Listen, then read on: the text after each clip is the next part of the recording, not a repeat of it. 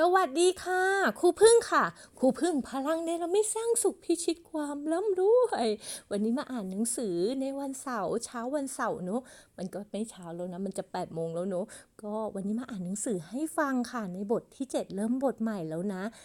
วันนี้ก็เป็นวันดีเลิกดีอ่านหนังสือกันดีกว่าตอนเช้าเพื่อเติมเต็มจิตวิญญาณของเราค่ะไม่ใช่เพื่อใครเลยก็เพื่อตัวเราเองนี่แหละอ่า เราก็อ่านหนังสือด้วยกันนะคะก็รับฟังไปด้วยกันค่ะชอบใจถูกใจรู้สึกมันเป็นประโยชน์ก็แชร์กันออกไปนะคะวันนี้มาอ่านบทที่7กับปูเพิ่งรู้ว่าตัวเองอ่านหนังสือมาถึง50 วันแล้วเนี่ยมันเร็วมากเลยนะคะเนี่ย50 วันแป๊บตัวเองอ่านหนังสือเล่มนี้น่าจะเป็นเล่มที่4หรือเล่มที่5แล้ว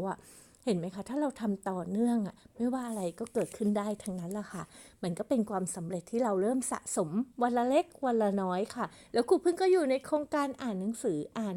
เปลี่ยนโลกค่ะของท่านอาจารย์สถิตธรรมเพ็ญสุขของสถาบัน The Master Coach Academy ด้วยนะคะเรามาเริ่มเปลี่ยน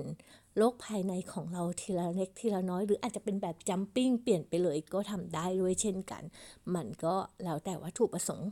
แล้วแต่วิธีการมันมีมากมายหลายวิธีการมากเลยค่ะวันนี้ครูเพิ่งเอาหนังสือเล่มนี้มาอ่านต่อนะคะ Jumping Extreme สุดยอดรหัสลับชีวิตค่ะของท่านอาจารย์สถิตธรรมเพ็ญสุขนะคะครูทางจิตวิญญาณระดับโลกค่ะวันนี้ก็มาถึงบทที่7เรามาเริ่มอ่านกันเลยนะคะในบทที่7ค่ะอ่านกันไปแล้วก็ปรับชีวิตปรับวิถีชีวิตกันไปนะคะบทที่7ค่ะ Jumping Extreme สุดยอดรหัสลับชีวิต7.0การมีชีวิตอยู่ด้วยความกล้าหาญและแข็งแกร่งเราต้องใช้แววแสงสว่างของจิตวิญญาณที่ยิ่งใหญ่ของเราออกมาไม่ว่าเราต้องเผชิญทุกข์ยากลำบากสักปานใดก็ตามต้องเผชิญกับเหตุการณ์ที่ไม่คาดคิดมาก่อนหรือต้องพบกับความสูญเสีย ทุกครั้งที่ใครบางคนที่เรารักต้องพัดพรากจากเราไปจงรู้เถิดว่าเขาไม่ได้จากเราไปอย่างแท้จริงเขาจากเราไปแค่ร่างกายแต่ความทรงจำที่ดีงามหรือสิ่งที่ทำร่วมกันยังคงดำรงอยู่ในจิตวิญญาณและในจิตใต้สำนึกของเราตลอดกาลบางทีเราไม่รู้หรอกว่าช่วงเวลาดีที่สุดของชีวิตคือช่วงเวลาที่เราได้เรียนรู้ชีวิต ได้ประจักษ์แจ้งในสัจธรรมได้เข้าใจคุณค่าความเป็นมนุษย์ได้รู้ว่ามีหลายสิ่งหลายอย่างที่เราไม่อาจเหนี่ยวรั้งหรือควบคุมได้แต่ก็มีหลายสิ่งหลายอย่างที่สอนให้เราเรียนรู้แก่นแท้ของชีวิต การที่เราได้พบผ่านคนที่เรารักหรือคนที่รักเราคือสิ่งวิเศษสุดสำหรับความรู้สึกที่เราได้รับการได้ใช้ชีวิตอยู่กับใครสักคนการได้มีชีวิตอยู่เพื่อที่จะรักและเพื่อถูกรักเป็นสิ่งยอดเยี่ยมที่สุดในโลกใบนี้ดังนั้นจงใช้ชีวิตอยู่อย่างซาบซึ้ง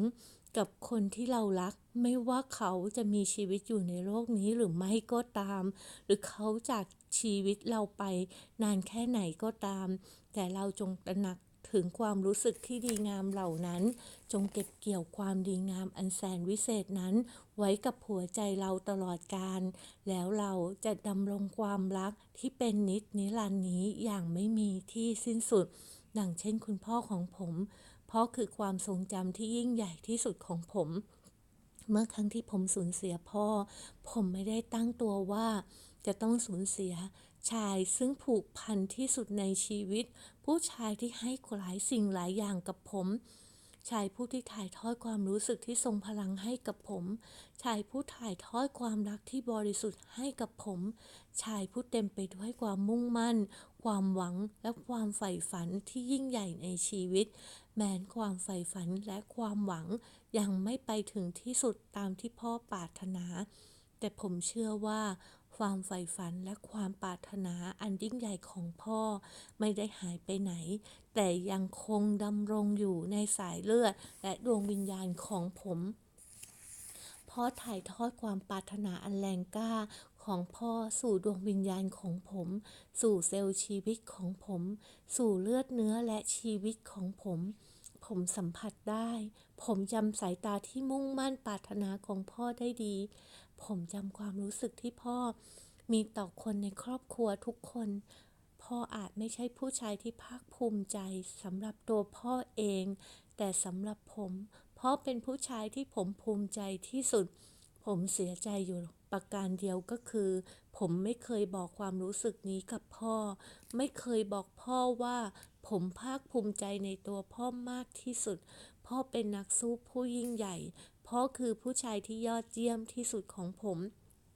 อยากบอกพ่อว่าพ่อคือแบบอย่างในชีวิตที่ยิ่งใหญ่ของผมความทรงจำที่ผมมีต่อพ่อคือความทรงจำที่ผูกพันกับชายคนนี้อย่างลึกซึ้งและแนบแน่นที่สุดไม่ว่าจิตวิญญาณของพ่อ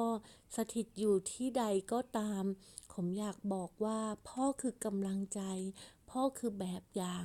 พ่อคือความใฝ่ฝันยิ่งใหญ่ที่ผมสืบทอดมาผมจะทำความใฝ่ฝันของพ่อให้กลายเป็นความจริงแล้วผมก็นึกได้ว่าพ่อไม่เคยจากผมไปเลยแท้ที่จริงแล้วพ่ออยู่ในหัวใจของผมพ่ออยู่ในดวงวิญญาณของผมพ่ออยู่ในจิตใต้สำนึกของผมพ่อคือผู้ชายที่ยอดเยี่ยมที่สุดพ่อคือชายที่ทรงพลังที่สุดพ่อคือผู้ชายที่เป็นแบบอย่างและเป็นตัวตนแท้จริงที่สืบทอดมายังตัวผมนั่นเอง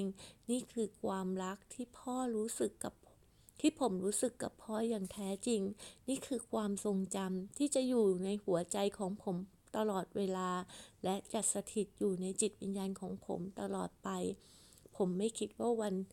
จากไปของพ่อผมจะต้องหลั่งน้ำตาของลูกผู้ชายเพราะผมเข้าใจกฎแห่งชีวิตและเข้าใจกฎแห่งธรรมชาติผมรู้สึกกับตัวเองก่อนหน้านั้นว่าผมจะไม่สูญเสียน้ำตาแสดงความอ่อนแอแต่ผมจะยืนหยัดและเข้มแข็งเพื่อให้พ่อรู้ว่าการไม่หลั่งน้ำตาคือความแข็งแกร่งของหัวใจที่ผมมอบให้พ่อแต่ในวันสุดท้ายที่ผมได้ไปลอยอังคารที่แม่น้ำผมถึงได้รู้สึกว่าน้ำตาที่ผมเก็บไว้ในหัวใจที่แข็งแกร่งนั้นไหลออกมาโดยไม่รู้ตัวเป็นน้ำตาแห่งความอ่อนโยนเป็นน้ำตาแห่งความสิโลภจากความรักที่ผมมีต่อพ่อผมอธิษฐานกับดวงวิญญาณของพ่อว่าผมรู้สึกถึงความรักยิ่งใหญ่ที่พ่อมีต่อพวกเราทุกคนทั้งผมทั้งพี่สาวและน้องชายผมรู้สึกว่าความรักของเราไม่เคยสูญหายไปจากชีวิตเพราะพ่อคือความทรงจำที่ยิ่งใหญ่ผมรู้แล้วว่าวัตถุประสงค์แห่งการเกิดมาของพ่อในโลกนี้ก็คือเพื่อเป็นแบบอย่างที่ยอดเยี่ยมที่สุดให้กับผมและลูกทุกคนพ่อคือแสงสว่างและพลังชีวิตที่ยอดเยี่ยมยิ่งใหญ่ที่สุดในชีวิตของผมจะจดจำความรู้สึกและความซาบซึ้งในชีวิตนี้ไปตลอดกาลฉะนั้นการสูญเสียหรือการจากไปของใครสักคนคือความรักที่สถิตอยู่ในหัวใจของพวกเราชั่วนิรันดร์นั่นคือความรักที่สถิตอยู่ในหัวใจของผมเหมือนสถิตอยู่ในหัวใจของพวกเราทุกคนผมขอส่งพลังความรักให้กับหัวใจของพวกเราทุกคนบัดนี้เราจะทำแบบฝึกหัดที่ยอดเยี่ยมที่สุดร่วมกันกับผมอีกครั้งหนึ่งโดยให้ทุกคนจินตนาการว่าได้ค่อยๆเดินเข้าไปในธรรมชาติที่โอบล้อมด้วยขุนเขาเมฆไม้และน้ำตกขณะนี้เราเดินทางเข้าไปใกล้น้ำตกที่สวยงามที่สุดเสียงน้ำตกกระทบโขดหินให้ความรู้สึกถึงการชำระล้างจินตนาการว่าเรากำลังเข้าไปใต้น้ำตกแห่งนั้นเพื่อให้ทานน้ำตกไหลจากยอดเขาสูงชำระล้างความรู้สึกบางอย่างที่ทุกข์ทรมานหวั่นไหวหวาดกลัวหรือโศกเศร้าโศกให้น้ำตกสายนั้นชำระล้างอนูเซลล์และเซลล์ชีวิตของเราจงให้น้ำตกไหลผ่านร่างกายของเราและไหลผ่านจิตวิญญาณของเราจนกระทั่งซึมลึกเข้าไปสู่จิตใต้สำนึกทะลุทะลวงเข้าไปสู่จิตวิญญาณของเราอย่างแท้จริง สายน้ำตกที่เย็นฉ่ำชุ่มชื่นกำลังชำระล้างเข้าไปสู่หัวใจของเราและก้นบึ้งดวงวิญญาณของพวกเราทุกคนจงปล่อยให้น้ำตกนั้นไหลลินผ่านจิตวิญญาณของเราแล้วสัมผัสความอ่อนโยนของสายน้ำสัมผัสแสงสว่างแห่งจิตวิญญาณที่นุ่มนวลและอย่างรู้ภายในของเราบัดนี้เราได้สัมผัสความรู้สึกภายในจิตวิญญาณของเราได้ชำระล้างความโศกเศร้าความว้าวุ่นความสูญเสียและความเสียใจของเรารู้สึกถึงน้ำตกที่กำลังไหลผ่านร่างกายของเราจินตนาการว่าน้ำตกไม่ได้แค่ผ่านร่างกายของเราเท่านั้นแต่ยังผ่านหัวใจของเราด้วยสายน้ำลดลาดหัวใจของเราที่หม่นหมองสู่จิตวิญญาณหรือจิตใต้สำนึกของเราที่กำลังท้อแท้สิ้นหวังซึมซับเข้าสู่เซลล์ชีวิตและจิตวิญญาณของเราทั้งหมดอย่างครบถ้วนขอให้พวกเราทุกคนจินตนาการว่าน้ำตกกำลังชำระล้างความรู้สึกผิดความอาดูลความท้อแท้สิ้นหวังจากนั้นให้หายใจเข้าและออกลึกๆช้าๆสูดลมหายใจให้เต็มปอดเพื่อสัมผัสจิตวิญญาณภายในของเรามีสติและสัมผัสถึงความรู้สึกตัวของเราจงจินตนาการอย่างต่อเนื่องว่าเรากำลังให้น้ำตกไหลผ่านตัวเราอยู่ตลอดเวลาชำระล้างความหม่นหมองความขัดข้องในหัวใจและชำระล้างความเจ็บปวดให้หมดไปถ้ามีน้ำตาไหลพรากออกมาก็จงปล่อยให้ไหลออกมาเถิดไม่ต้องควบคุมไม่ต้องบังคับไม่ต้องกดดันปล่อยให้ความอัดอั้นในใจของเราไหลรินออกมาถ้าน้ำตานั้นจะปลดปล่อยความกดดันความหม่นหมองความทรงจำบางอย่างความเดียวดายความรู้สึกทอดทิ้งหรือความรู้สึกเปล่าเปลี่ยวก็ให้ไหลออกมาให้หมดเถิดบัดนี้เราจะปลดปล่อยปลดล็อกออกมาเราไม่ละอายที่จะร้องไห้เราไม่หวาดกลัวว่าเรากำลังอ่อนแอเราจะสั่นสะเทือนความรู้สึกที่มีอยู่ในหัวใจของเราออกมาให้หมดสิ้นเพื่อให้หัวใจของเราได้รับการชำระล้างอย่างแท้จริงเธอที่รักทั้งหลายเรากำลังรับมือกับทุกสถานการณ์ที่เกิดขึ้นในชีวิตของเราด้วยความรักและพลังงานอันทรงพลังเรากำลังหามุมสงบค่อยๆหย่อนตัวลงนั่งใต้น้ำตกแห่งนั้นจินตนาการว่าเรากำลังนั่งสมาธิจะหลับตาหรือลืมตาก็ได้ฟังเสียงน้ำตกที่ดังเข้ามาในโสตประสาทของเราเสียงม่านน้ำตกที่อยู่ด้านหลังขณะที่เรานั่งสมาธิจะทำให้เรารู้สึกบางอย่างของชีวิตสายทานแห่งจิตวิญญาณที่ทรงพลังและความซาบซึ้งของชีวิตจะบอกพวกเราทุกคนว่าเราคือใครแล้วทำไมเราจึงต้องมาใช้ชีวิตเช่นนี้บนโลกและเรามีจุดมุ่งหมายใดในการใช้ชีวิตอยู่ในโลกใบนี้ลองถามตัวเองดูสิว่าเราเป็นใครความรับรู้แห่งชีวิตในความสงบจากการฝึกฝนตัวเองด้วยการทำสมาธิใต้ม่านน้ำตกเสียงน้ำกระทบโขดหินประดุจดังเสียงดนตรีแห่งสัจธรรมชีวิตที่กำลัง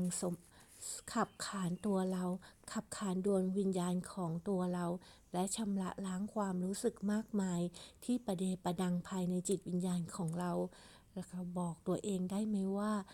เราพร้อมซาบซึ้งกับชีวิตที่ยังเราพร้อมซาบซึ้งกับชีวิตหรือยังเราพร้อมเรียนรู้บทเรียนที่มีค่าที่สุดของชีวิตจากการสูญเสียที่เกิดขึ้นจากความรู้สึกที่เราสัมผัสดวงวิญญาณที่ยิ่งใหญ่ของเราหรือความรู้สึกซาบซึ้งแห่งชีวิตที่เรากำลังรู้สึกกับตัวเองในวินาทีนี้จินตนาการให้เห็นภาพตัวเองนั่งสมาธิอยู่ใต้น้ำตกที่ทำให้รับรู้ถึงความลับของชีวิตความลึกลับของชีวิตที่เรากำลังรู้สึกอยู่นี้คือการฝึกฝนให้อภัยตัวเองฝึกฝนความอดกลั้นมีเมตตาดำรงอยู่ในความทุกข์โศกด้วยความมีสติไม่ยอมพ่ายแพ้ต่อโชคชะตามีชีวิตอยู่อย่างงดงามและยิ่งใหญ่เพื่อให้พ่อแม่ของเราภูมิใจเพื่อให้คนที่เรารักค คนที่รักเราภาคภูมิใจและเห็นคุณค่าในสิ่งที่เราทำจงบรรลุถึงความรู้สึกนี้ด้วยหัวใจที่ทรงพลังด้วยความแข็งแกร่งและมีความหมายในหัวใจของเราความรักคือสิ่งเดียวที่ทำให้ชีวิตของเราทรงพลังความรักคือสิ่งเดียวที่จิตวิญญาณของเรากำลังรับรู้ได้ในขณะนี้จินตนาการว่าเรากำลังนั่งสมาธิอยู่ใต้น้ำตกแล้วสัมผัสหัวใจที่ทรงพลังรู้สึกถึงความรักที่งดงามรู้สึกถึงจิตวิญญาณที่ไม่เคยสูญสลายและเป็นนิรันดร์การวิญญาณของเราอยู่กับจิตดวงนี้ไม่ว่าคนที่เรารักพัดพรากจากเราไปแต่ความรักของเรากับเขายังดำรงอยู่ความรักไม่เคยพัดพรากความรักไม่เคยจากไปความรักไม่เคยสูญสิ้นความรักจะสถิตอยู่ในหัวใจแล้วความทรงจำของเรา